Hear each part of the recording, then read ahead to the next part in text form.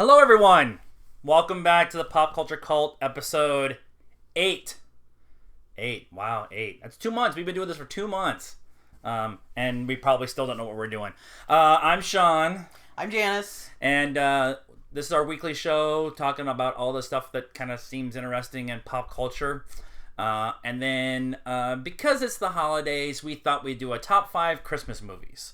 So we'll do a top 5 of our favorite Christmas movies. I know for a fact that they're going to be different because she likes all the old stuff, and so don't roll your eyes at me.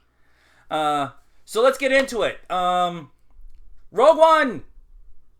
Yay! We did a big spoiler-filled review of Rogue One. We may have done it a couple different times. This is what happens when you're doing television. Sometimes some takes aren't as good as others. It could be this half of the room. But Rogue One, we wanted to do a quick non-spoiler review, just kind of talk about a little bit.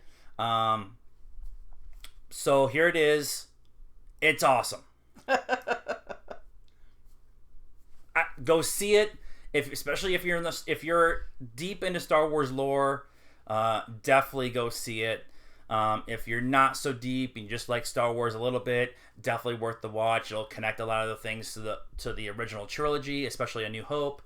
Watch A New Hope as soon as you get home from the movie theater. Yes. Like, have it ready in the DVD and just if you have VHS, whatever. I don't think you can get it on streaming right now. That's coming, I'm sure.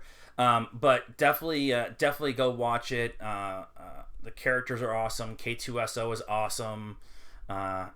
You feel for Jyn and her, what she actually goes through, and Saw Gerrera's in it. We're actually going to talk about Saw Gerrera here in a minute. And what did you think of the movie? I liked it. Yeah. Yeah. Trying not to give away spoilers. That's the other video. No. So. Yeah, I liked it. I liked it. This is just a giant prop for us to tell you, go watch our spoiler full review on Rogue One, a Star Wars story, not a Rouge one. That's something different. It's a Rogue One. It's a Rogue One. I'm going to actually bring this up now because we're talking about it. So it's been all over the place. Forrest Whitaker played Saw Gerrera in Rogue One. He played the live-action character of Saw Gerrera. Saw Gerrera was in Clone Wars. He was I think they were called the Alliance at that point in time. But it was the Rebels. They were playing the Rebels. He is going to play the voice of Saw Gerrera on Rebels, the TV show, Star Wars Rebels on Disney XD. It's really nice that they're actually connecting the universe the whole way. And Saw Gerrera was the first character to make it out of the cartoons into the live-action movies. And it's really awesome that Forrest Whitaker he's an amazing actor as it is. And he's going to continue to do his part to be Saw in the cartoons on Rebels, which there's been a couple misses this year, but a lot of really good stuff lately. And I'm expecting some stuff to happen since Rogue One. Although it's set a little bit in the future, but there might be some stuff that starts setting up all of that. So, are you excited about seeing Force? And not that you're watching Rebels a whole lot, but no, but that's cool. It's cool to bring him in and kind of tie that whole thing up together. Yeah, absolutely. It's really cool that somebody of that caliber is like, yeah, I like this universe. Let's keep doing it. So that was kind of cool.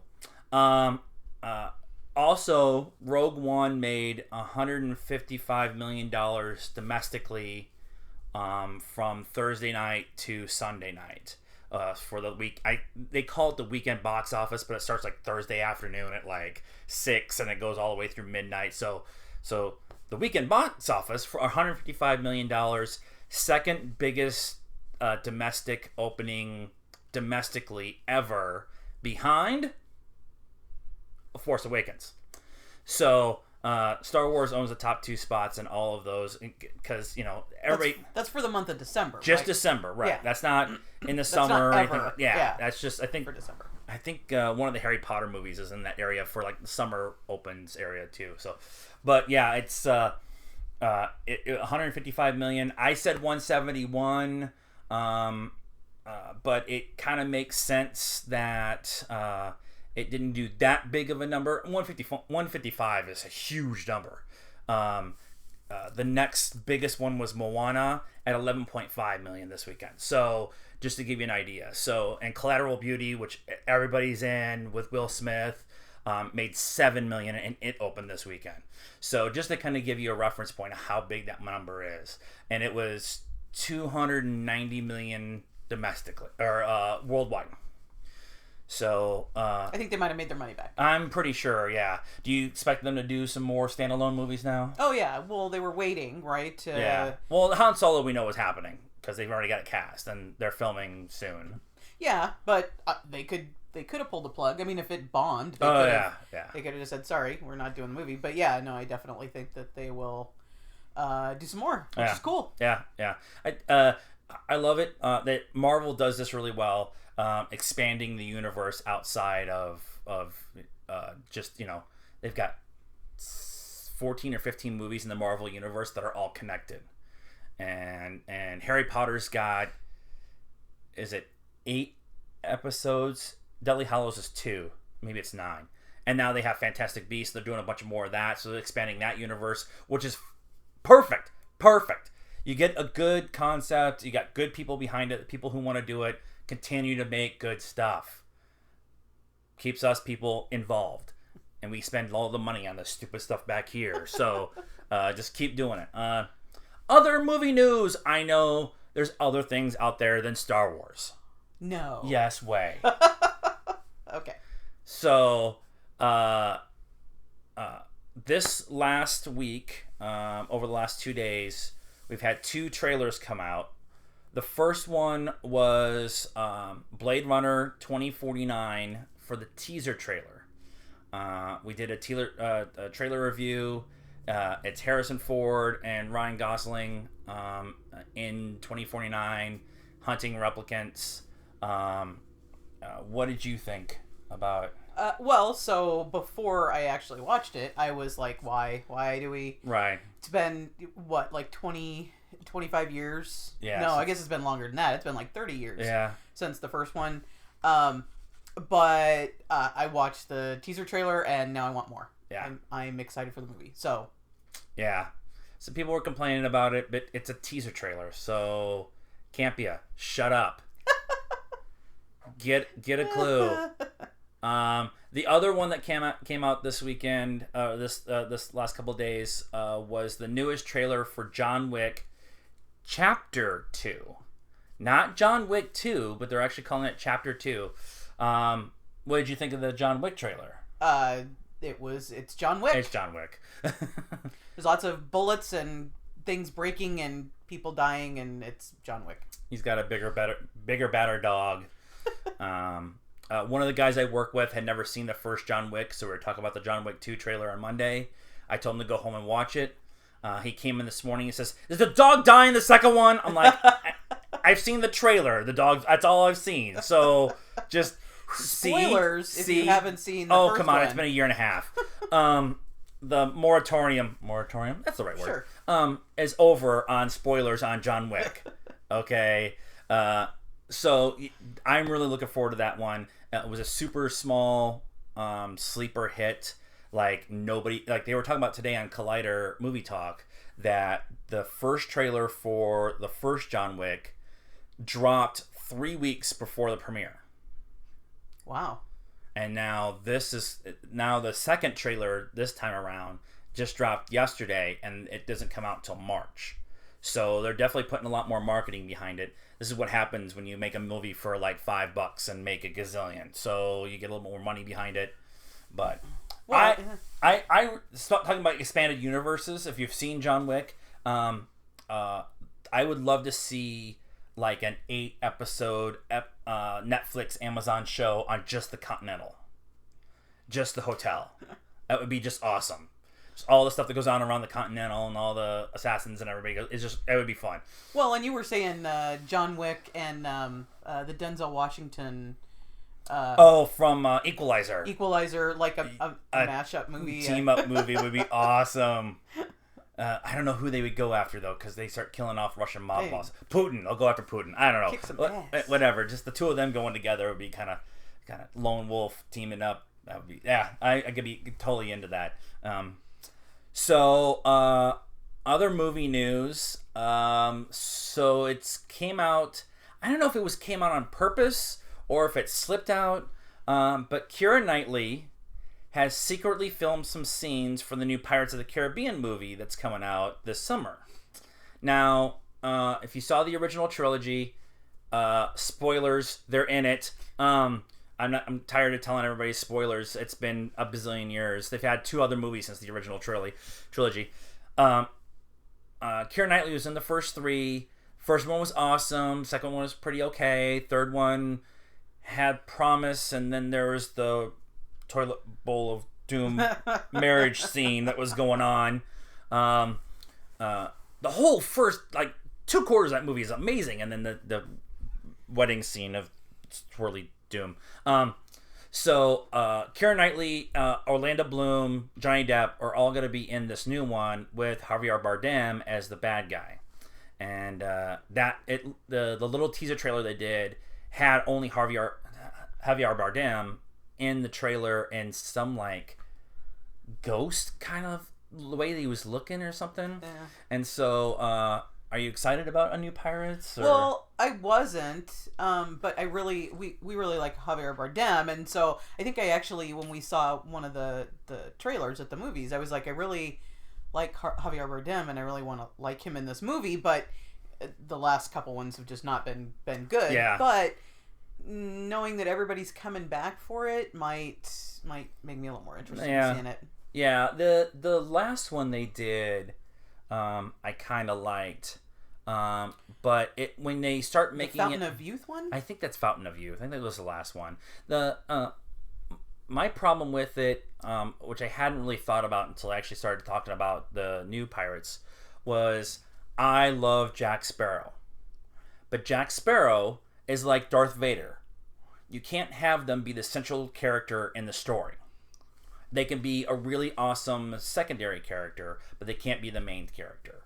And so the last couple have been, Johnny Depp's the kind of the main guy, and so maybe he'll be not the main guy. And so we'll see. I'm only bringing this up because of the story that goes behind it. Geostorm. It's a movie that is supposed to come out. Well, I'll get to it. I'll read the description. Gerard Butler plays a man who heads into space to prevent climate-controlling satellites from creating a man-made storm of epic proportions. At the same time, he and his estranged brother learn of a plot to assassinate the president. Okay. What? What does one... I have no idea. So this movie was actually supposed to be Dean Devlin's directorial debut. Now you're all asking yourself, Sean, why are you talking about Dean Devlin's? Well, Dean Devlin is the writer of Stargate and Independence Day and Independence Insurrection, which I've heard is terrible. But he's also the main producer on 2 of our favorite shows, The Librarians and Leverage. Great television shows. Very Librarians is very Doctor Who meets Indiana Jones. Leverage had Timothy Dalton in it, and it was about good guys becoming bad guys and using their abilities to other way around. Bad guys becoming good guys. Bad guys becoming good guys. Walk before you can crawl. They take their skills and they help people who have been wronged and stuff. The Leverage is just an amazing show. It's on Ion every Sunday, and football sucks. That's what we watch. So Dean Devlin was going to direct this movie. He directed all of the principal photography, and then for some reason they took it and they put it on the shelf and did nothing with it for 2 years. It's principal photography of this has been done for 2 years. And now they've hired a new director to come in and do the reshoots. Jerry Bruckheimer is the new producer. So, what the fuck is going on? Well, okay. So isn't principal photography like they go around and shoot all the pictures on site? Yes. Like, this is where we want to film this, and this is where... No, principal photography is the main part of the movie that they actually so they've film. actually... So they've actually 2 years later, so Gerard Butler could be, like, gray and fat. I mean, you know. Right. So now they're going to come back and say, okay, that's weird. This happens a lot in Hollywood. You get the stuff together to do a movie. You do pre-production, and then they decide to change course, and all the pre-production stuff is out the window. Or you get to this point where they've done all the main. Hey, keep it down back there. They've done all the main photography, and they get it together, and it's shit, or something happens. 9/11 was a really good example. They had made a film about a bomb on a plane. It was supposed to come out the week of 9/11. It went on the shelf, that kind of thing. So they should just shelve this. I don't understand. They're putting another $15 million into this movie for reshoots and more special effects for a climate change satellite saving the president. Is this White House down in space? Maybe. Okay, it's White House. I was just thinking that it's White House down. It's White House down in space. All right, never mind. I had to talk about that because it's just I don't understand. Important TV news. Doctor Who special's coming. Woohoo! About goddamn time. It's been years. And a year. It's actually been a year, yeah, since the Cry Fest that was the Husbands of River Song. Husbands of River Song. The new Doctor Who Christmas special on Christmas Day is the return of Dr. Mysterio. And if you've seen the trailers, superheroes in the Doctor Who universe.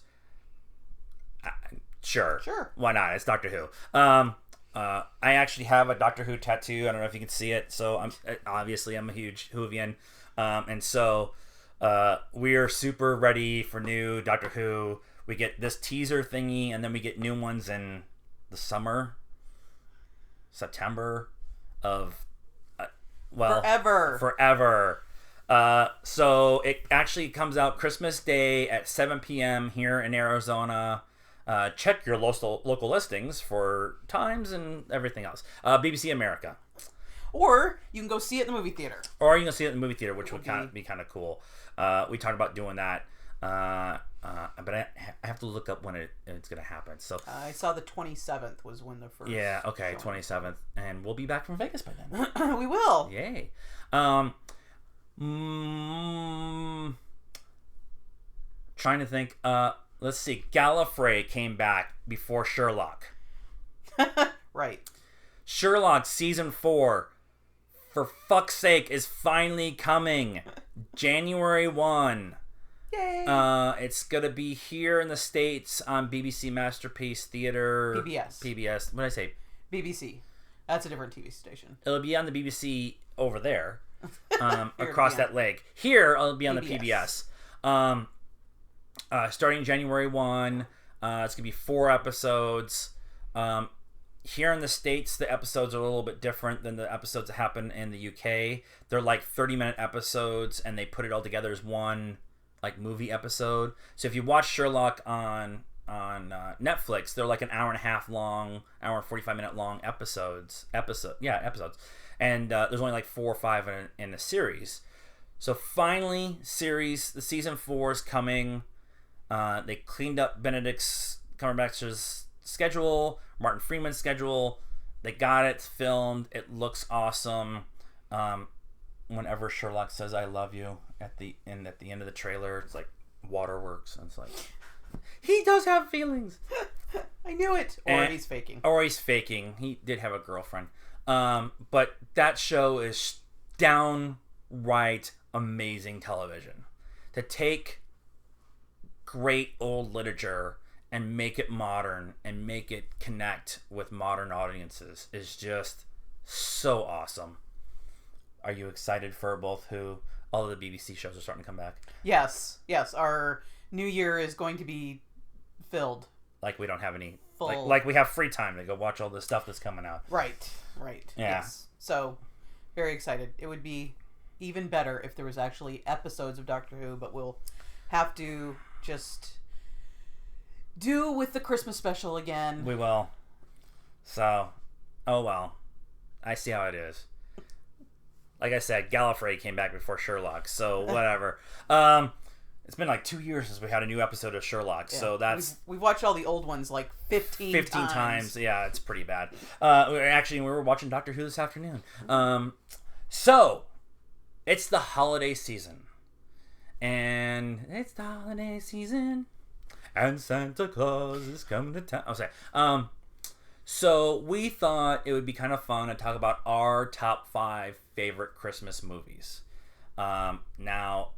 we both have different tastes in Christmas in movies in general and TV shows in general, and definitely in holiday shows, holiday specials and holiday movies and everything like that.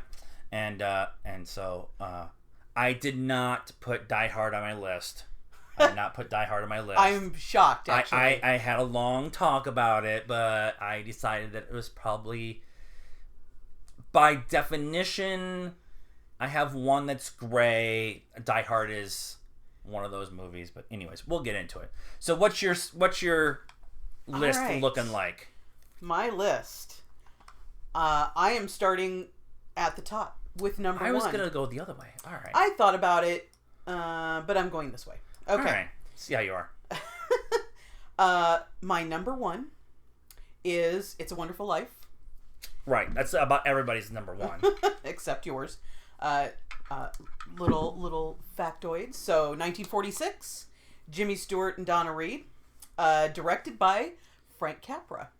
Frank Capra, if you don't know, first of all, go look him up on IMDb if you don't know who Frank Capra is. His list is pages it's got and pages. all the things on it. But a couple of the top ones are Mr. Smith Goes to Washington and Arsenic and Old Lace. And some did you knows, it was a flop when it hit the studios. And it was August when they filmed, so in many scenes they're sweating. Oh yeah. Those are pretty popular. A lot of people know that one. I didn't know this one. In one of the scenes, Donna Reed's character throws a rock at the old house that they end up doing a flip on. Right? They move into the house and fix it up. Right. She throws a rock through the window. I didn't call it flipping back then, but okay. No, whatever. They didn't call it flipping back then. But the original flippers. And they had Frank Capra had a sharpshooter standing by to shoot out the window when she threw the rock, because he's assuming she's a girl and she doesn't know how to throw a rock. And she actually broke the window on the first try because she played baseball in high school. That's awesome. So, number 2 is Scrooged. It was hard, It's a Wonderful Life and Scrooged, because I always watch Scrooged. Yeah. I think I might have watched it a couple times this year. 1988, Bill Murray and Karen Allen, directed by Richard Donner. And I had to go look this up because I was like, Richard Donner. He did like all the Lethal Weapons movies. Yep. He did Timeline, and he did Goonies. So we can blame him for Timeline? Yeah, we can blame him for Timeline. Okay. Because he messed up a good The whiny professor. Did you knows, when the Ghost of Christmas Present, who was played by Carol Kane, grabbed Bill Murray's lip and yanked on it, she pulled so hard that she actually ripped it, and he had to stop filming for a couple of days. Which is pretty funny, because Carol Kane doesn't seem, which is what makes that whole character funny. Right. Because she just doesn't seem like that. Number 3, How the Grinch Stole Christmas, 2000, Jim Carrey, and directed by Ron Howard. I didn't put any Ron Howard movies in here because if you don't know what Ron Howard's done, then you can just move along. Move along. So some did you knows? Ron Howard got into Grinch makeup one day and spent the entire day directing the movie as the Grinch. Because Jim Carrey was self-conscious of how he looks. So or no, just he actually one of the other ones I read was he had to they brought in this military guy who dealt with like confinement, CIA. That was what the CIA guy because he couldn't handle being in the makeup. He was like starting to lose his shit being in the makeup all the time, and so Ron apparently felt bad and having him getting that. And they were talking about like they used this obnoxious amount of prosthetics and makeup and stuff because everybody in the movie is in right because all of their faces are a little different except for the little girls. Susie Liu is the only one who actually has a normal face. Yeah. But like everybody else has got like extra features and stuff like yeah. And then the other, did you know was the set was actually next to the set of the Bates Motel, and Jim Carrey would go hide in the Bates Motel and put on a dress and jump out and scare tourists as they drove by on the little tour, which is funny. Apparently, even very Jim Carrey. The tour guide still talks about it on the tours when they drive by. And Jim Carrey jumped out of here. Very Jim Carrey. Yeah. Number 4, A Christmas Story. This will probably be on your list. 1983. Darren McGavin and Melinda Dillon were the parents. Ralphie's parents, right? And then Peter Billingsley was Ralphie. It was directed by Bob Clark. Again, another one I had to go look up. Who is Bob Clark and what has he done? Not much. He did Porky's and Baby Genius. He nailed it on one movie, and I'm out. You know? Except that was like the second movie he did, and then he did a bunch of kind of garbage, and then he just disappeared. Factoid on this one: you can stay in the house. Yeah, I was going to talk about that for Christmas. I stole your factoid. Yeah. This year on eBay, it went for $6,200. What do you get for your $6,200? You get 2 nights in the house, plus $800 worth of merchandise, including the major award. And then you get 2 more nights at a 4-star, 5-star hotel in Cleveland with tickets. They have 4-star hotels in Cleveland? Apparently. Okay. With tickets to the Rock and Roll Hall of Fame and some other things. So, Cleveland. I mean, you kind of get your money's worth, but $6,200 to spend 4 nights in Cleveland. That's in winter. No, not even the summer. Probably not. No. And number 5, because we watched it last night. Yeah, we did. National Lampoon's It Christmas almost went Vacation. on my list too. Yep, and watching it last night, I was like, I forgot how much I liked this movie. 1989, Chevy Chase and Beverly D'Angelo played Mom and Dad Griswold. It was directed by Jeremiah Kachekik. Sure. He did Benny and June, and then a bunch of TV shows, like 1 or 2 series, 1 or 2 episodes in a ton of TV shows. Right. So some facts on that movie. When Clark and Eddie are in the living room, I actually pointed this one out last night, and they're drinking eggnog. They are drinking them out of Wally World mugs, the Wally World moose head. Yes, I caught that last night too. From the original National Lampoon Vacation. And while the Griswolds are putting up the tree, It's a Wonderful Life, it all comes back around, is playing on the TV, and Frank Capra's grandson, Frank Capra III, is the assistant director on Christmas Vacation. I tied that all up in a nice little bow. Wow, really? Did you do that on purpose, or you just happened No, to, just happened to come across like that? It just happened to work out. So, you'll see that we have some things that are the same and some things that are different, and I did mine from up to number 1. I had a couple of honorable mentions that I just wanted to mention because people are going to kind of giggle. I did a bunch of different... I went and looked at a bunch of lists. Stop looking at my notes. Sorry. God. I looked at a bunch of different lists. There are some people out there who loosely use the term Christmas movie. Kiss Kiss Bang Bang is not a Christmas movie. How about Reindeer Games? Or Reindeer Games. It didn't even come up on the list, and it's not a Christmas. It's Christmas time. I will, however, argue the other point here in a minute. The 2 that it kept coming up, though, I thought was funny. It was Iron Man 3. Again, it's in Christmas. Nightmare Before Christmas, though. It's a Halloween movie. It's a Christmas movie. It's my dogs barking outside in the hallway while we're trying to record something. But it's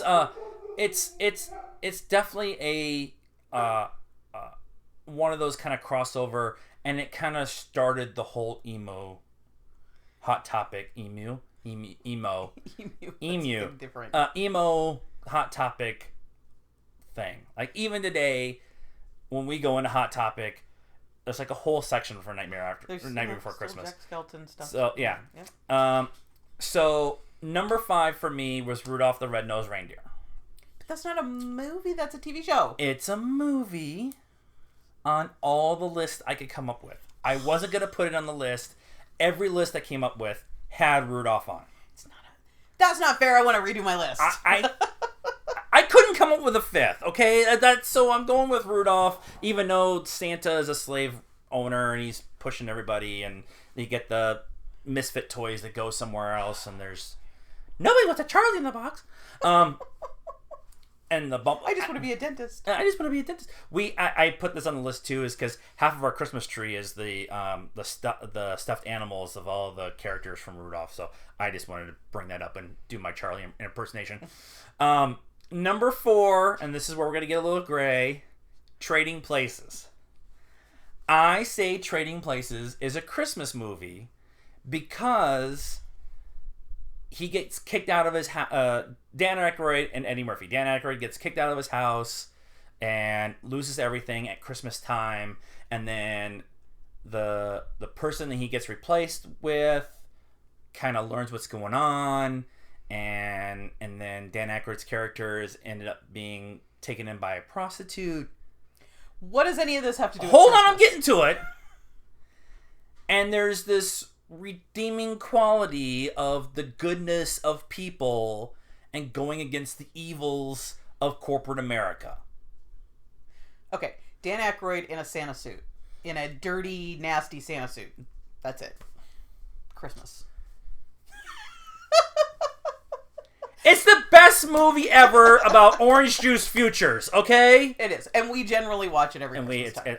I don't know why we don't own it. It wasn't on Netflix this year. Yeah. We were both like, we should just go buy it. Apparently Zia, we need to do a Zia trip. Zia Records in the Phoenix area, definitely worth going to. There's one half a mile from our house, and I have to be chained down sometimes. My 3rd was How the Grinch Stole Christmas, the Jim Carrey, Ron Howard. Actually, we watched it. We did our Christmas last Saturday because actually on Christmas Day, we're going to Las Vegas without the kids.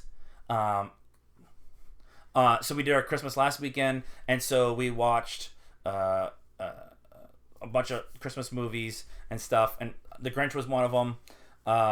I just think it's a really, really well done movie, period, but taking the source material and extending it out to making it a full-length feature film. It's all practical effects. It's all makeup stuff like we were talking about earlier. And it's Dr. Seuss, which is really hard. It's easy to do in a cartoon. You can do all the big hair and weird faces and everything in a cartoon, but a live action Dr. Seuss is...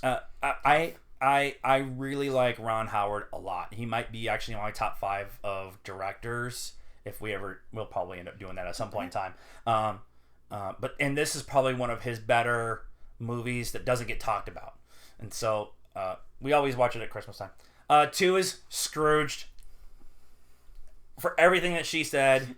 I just love there's actually just one scene that she actually didn't bring up. Bill Murray's character, Frank Cross, is getting on the elevator or getting off the elevator. There's something in the hall. It's in the hallway where the elevator is. And on the back wall, you only notice this if you've seen it a bunch of times. On the back wall, like this wallpaper piece, and it says Cross, something you nail people to. And it's so subtle in the background. It's so perfect for that character of playing this, TV executive, Ebenezer Scrooge, to hell with Christmas. It's just a subtle little thing that's just perfect, and she kind of covered all. And it's him. And it's perfect. That's him. He's number 1 is the Star Wars Holiday Special. Not a movie. Horrible. I have attempted twice in my life to watch the Star Wars Holiday Special. I have made it exactly 12 minutes and 35 seconds both times. My actual number 1 is A Christmas Story. Now, there's an age difference between us. I won't say our real ages, but there's an age difference, and I'm younger and she's older. If you have the chance of your life, marry her older woman. Nice save. I had a plan. Save my ass. Christmas Story was big, and came out and really started kind of going when I was a kid. And so it was always a Christmas thing, always a Christmas Eve thing. We come home, we go have dinner on Christmas Eve in my house when I was a kid, and then we go look at Christmas lights on Christmas Eve, and then we come home and open one present. Just one, because some of us are impatient cows. Moo. And then we'd watch A Christmas Story until our parents would tell us that it's time to go to bed. And so as an adult with my own kids, we would take the kids out to dinner. We would take them out to see lights. They may or may not get one present to open.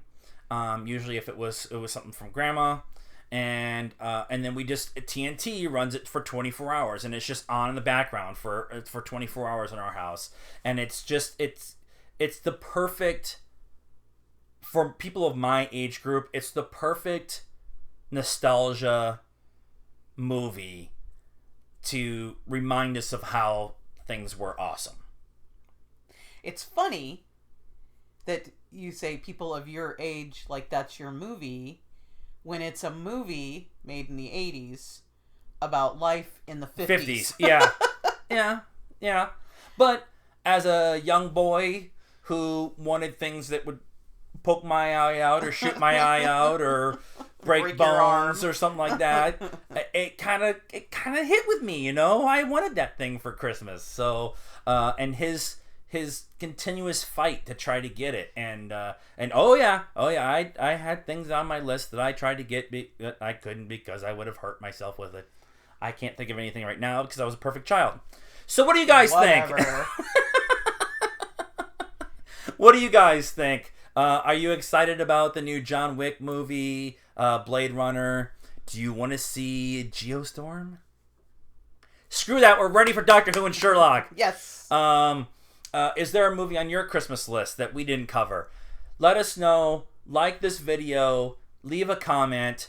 We can also be found on Facebook at Pop Culture Cult.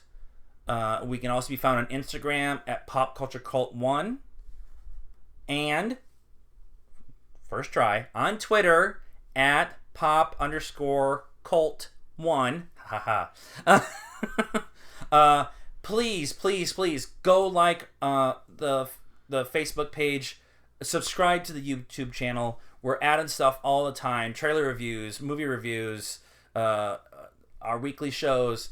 We're trying to get to 100 subscribers on YouTube by Christmas, which is in 3 days. By Merry Memorial Day weekend. Wow, I need something to drink.